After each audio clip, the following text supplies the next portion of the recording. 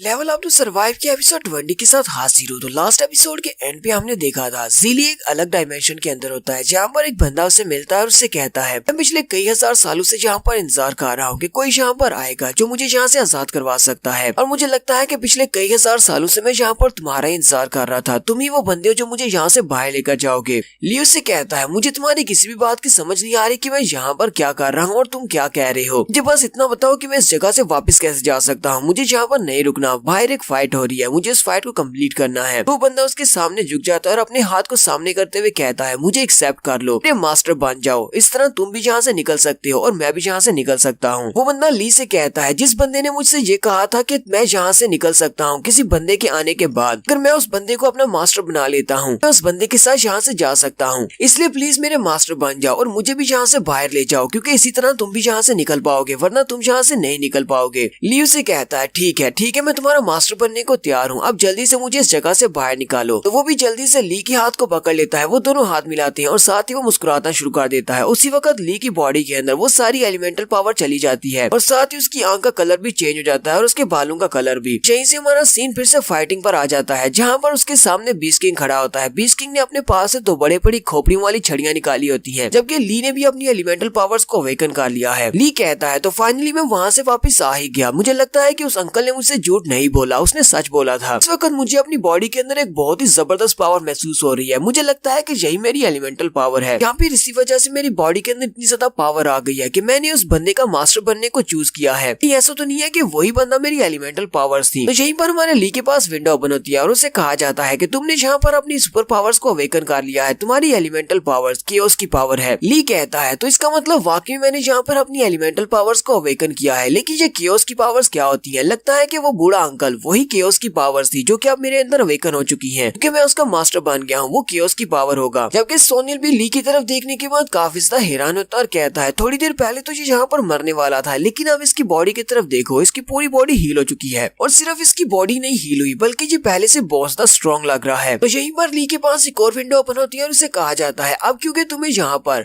Chaos की elemental power मिल चुकी है तो इसी के साथ साथ तुम्हें यहाँ पर कुछ नए स्किल्स मिले हैं। तो एक नए स्किल के बारे में बताया जाता है, उस नए स्किल का नाम ओबिलिट्रेट होता है। साथ ही उसे ओबिलिट्रेट के बारे में बताया जाता है कि इसके इफेक्ट्स क्या है। उसे कहा जाता है कि ओबिलिट्रेट इफेक्ट को यूज करने पर अगर तुम इस स्किल को यूज करते हो तुम्हारी एचपी 90% तक कंज्यूम हो जाएगी और तुम्हारे पास सिर्फ 10% एचपी बाकी रह जाएगी, लेकिन इस स्पेशल स्किल को यूज करने पर तुम्हारी अपनी पावर तुम्हारी केओस की पावर के साथ इन्फ्यूज हो जाएगी, जिसकी मदद से तुम किसी तरह की शील्ड को भी तोड़ सकते हो। सामने वाले के डिफेंसेस चाहे कितने स्ट्रॉन्ग क्यों ना हो तुम इसके डिफेंसेस को तोड़ सकते हो, लेकिन तुम इस स्किल को 5 मिनट से ज्यादा के लिए यूज नहीं कर सकते और इसका कूल डाउन टाइम 30 मिनट है। और साथ ही उसे उसकी तलवार के बारे में बताया जाता है कि तुम्हारी एलिमेंटल पावर्स की वजह से तुम्हारे पास जो वेपन है जिसका नाम ओजिल है की पावर्स को भी अनलॉक कर दिया गया है। ये एक बहुत ही स्पेशल वेपन है, इसके साथ तुम्हें काफी सारे स्टैट्स भी मिलेंगे। ली अपनी तलवार को ऊपर उठाता है और कहता है ग्रैंडमा ऊबर ने ये तलवार मुझे दी थी, लगता है कि ओजिल की यही ट्रू फॉर्म है। ली कहता है पहले जब मैं इस तलवार के साथ फाइट कर रहा था तो मुझे यहाँ पर जरा भी फायदा नहीं था, क्योंकि मैं सिर्फ इस तलवार को यूज कर रहा था, मुझे कोई भी एट्रीब्यूट्स नहीं मिल रहे थे और ना ही कोई बूस्ट मिल रहा था। लेकिन अब जबकि मैंने इसकी ट्रू फॉर्म को रिलीज कर दिया है तो इसका मतलब अब ये यहाँ पर मुझे साथ में बूस्ट भी देगी। तो ली बड़ी स्पीड के साथ बीस्ट किंग के ऊपर अटैक करने के लिए आगे बढ़ता है और कहता है अब मेरी बारी है इसके ऊपर काउंटर अटैक करने की। सोनिल जल्दी से फिर से अपने सामने अपनी शील्ड को एक्टिवेट कर लेता है और ली से कहता है तुमने यहाँ पर अपनी एलिमेंटल पावर्स को अवेकन कर लिया, इसका मतलब ये नहीं है कि तुम मुझे बीस्ट किंग को हरा सकते हो, तुम्हारी स्ट्रेंथ इतनी नहीं है कि तुम मुझे हरा सको। तो ली जैसी वहाँ पर अपनी तलवार को घुमाते हुए उसकी शील्ड के ऊपर अटैक करता है तो बीस्ट किंग की शील्ड टूट जाती है। तो वहाँ पर एक जबरदस्त धमाका होता है, बीस्ट किंग के ऊपर अटैक होता है जिसकी वजह से वहाँ पर ऊपर से पत्थर भी गिरना शुरू हो जाते हैं। ये सभी लोग एक केव के अंदर हैं। वहाँ पर जहाँ पर धमाका होता है वहीं पर उसके अंदर से सोनिल फिर से जंप करते हुए बाहर की तरफ निकलता है, अपनी बड़ी सी छड़ी के साथ वो ली के ऊपर अटैक करने लगा है। सोनिल इस बार पहले से बहुत ज्यादा गुस्सा होता है और कहता है ऐसा कैसे हो सकता है, मैं तुम्हारे जैसे एक इंसानी कीड़े से कैसे हार सकता हूँ, तुम सभी इंसान बहुत ज्यादा कमजोर हो। मैं यहाँ पर अपनी फुल पावर को रिलीज करने वाला हूँ और देखता हूँ कि तुम मेरी फुल पावर से कैसे बच पाते हो। और जैसे वो जंप करते हुए ली के ऊपर अटैक करने के लिए आगे बढ़ रहा होता है उसी वक्त उसके ऊपर बहुत सारी स्लैशेस लगती हैं, उसके हाथ से उसकी बड़ी सी छड़ी भी छूट जाती है और उसकी बॉडी के ऊपर इतनी सारी स्लैशेस लगती हैं कि वो मूव भी नहीं कर पाता। कि ली ने जहाँ पर अपनी special skill chaotic burst slash को यूज किया है, अपनी एलिमेंटल पावर्स को एक्टिवेट करने के बाद उसकी बर्स्ट स्लैश की पावर और स्पीड पहले से बहुत ज्यादा बढ़ चुकी है। सोनिल कहता है ऐसा कैसे हो सकता है, ये नहीं हो सकता। ली यहीं पर साथ ही अपने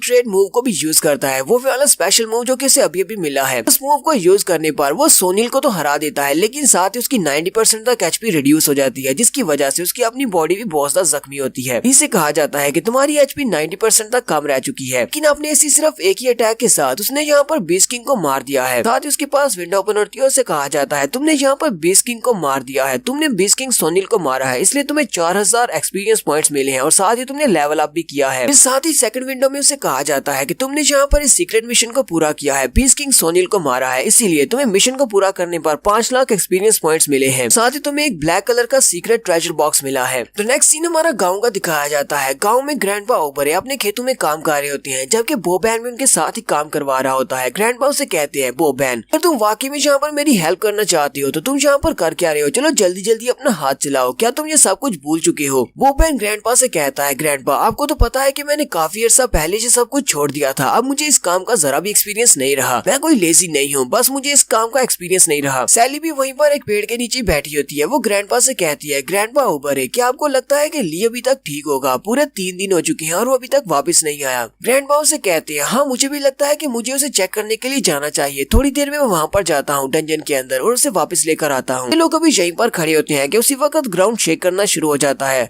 और उन्हें सामने से ग्रीन कलर की एनर्जी निकलती नजर आती है। एक शॉक वेव होती है जो कि काफी ज्यादा पावरफुल होती है, ये सभी लोग भी इसको महसूस करते हैं। बोबैन ग्रैंडपा से कहता है ग्रैंडपा ये क्या हो रहा है, ये इतनी ज्यादा एनर्जी कहाँ से निकल रही है। भी भागती हुई ग्रैंडपा के पास आती है और कहती है ग्रैंडपा ओबरे अब यहाँ पर क्या हुआ, क्या सब कुछ ठीक है, क्या ली ठीक होगा। ग्रैंडपा उनसे कहते हैं जब हम लोग किसी हाई रैंक के मॉन्स्टर को मारते हैं तो उसकी बॉडी के अंदर से बहुत सारी एनर्जी रिलीज होती है, ये वाली एनर्जी एक बहुत ही हाई रैंक के मॉन्स्टर के मरने पर निकली है। इसकी डायरेक्शन को तो देखकर लगता है कि ये बीस्टमैन केव की तरफ से निकली है जहाँ पर हमने ली को भेजा है। साथ ही ग्रैंडपा सोच रहे होती हैं लगता है कि ली ने यहाँ पर अपनी एलिमेंटल पावर को अवेकन कर लिया है और साथ ही उसने बीस्ट किंग को भी मार दिया है, उसने अपने मिशन को पूरा कर लिया। नेक्स्ट सीन फिर से उसी गुफा का दिखाया जाता है जहाँ पर वो बीस्ट किंग मरा होता है, उसकी बॉडी के अंदर से बहुत सारी ग्रीन कलर की एनर्जी निकल रही होती है। जबकि चिडलर भी देखकर बहुत ज्यादा हैरान होता है और कहता है इस लड़के ने तो वाकई में हमारे बीस्ट किंग को मार दिया। फिलोगो कहता है अगर मैंने ये सब कुछ अपनी आंखों से नहीं देखा होता तो मैं कभी भी इस बात पर यकीन नहीं करता, कोई इतना ज्यादा स्ट्रॉन्ग भी हो सकता है।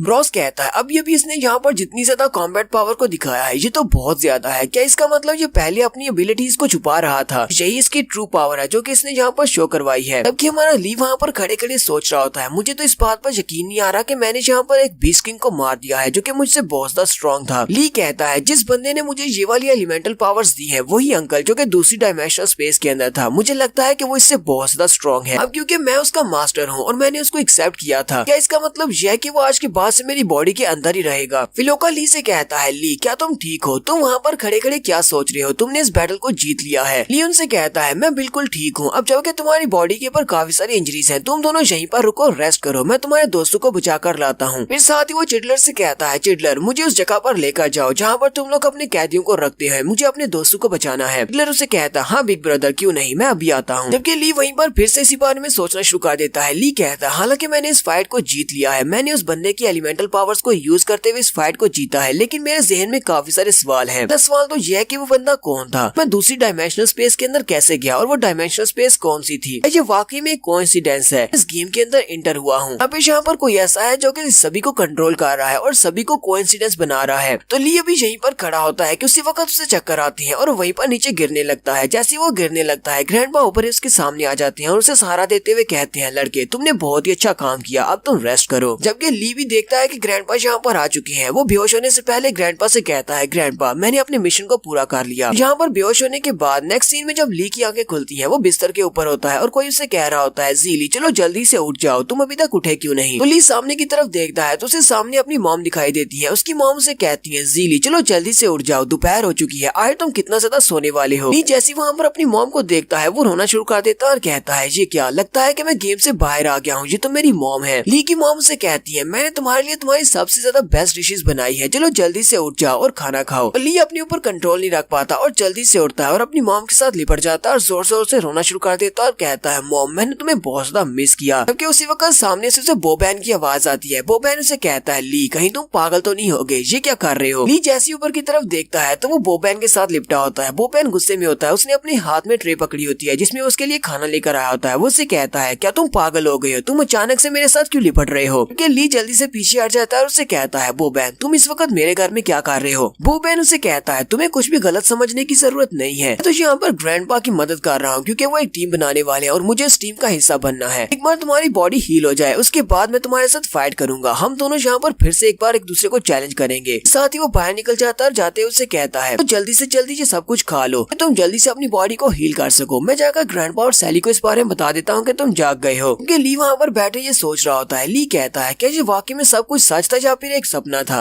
वाकई में मैंने अपनी बॉडी के अंदर क्योटिक एलिमेंटल पावर्स को अवेकन कर लिया है। ब्रॉस और फिलोका का क्या हुआ, वो लोग कहाँ पर हैं? मुझे इस वक्त कुछ भी याद नहीं आ रहा। और यहीं पर हम लोग अपनी एपिसोड 20 का एंड करेंगे। एपिसोड की एक्सप्लेनेशन अच्छी लगी हो तो कमेंट करके जरूर बताइएगा। चैनल को सब्सक्राइब कर दे, वीडियो को लाइक और शेयर कर दे। शुक्रिया।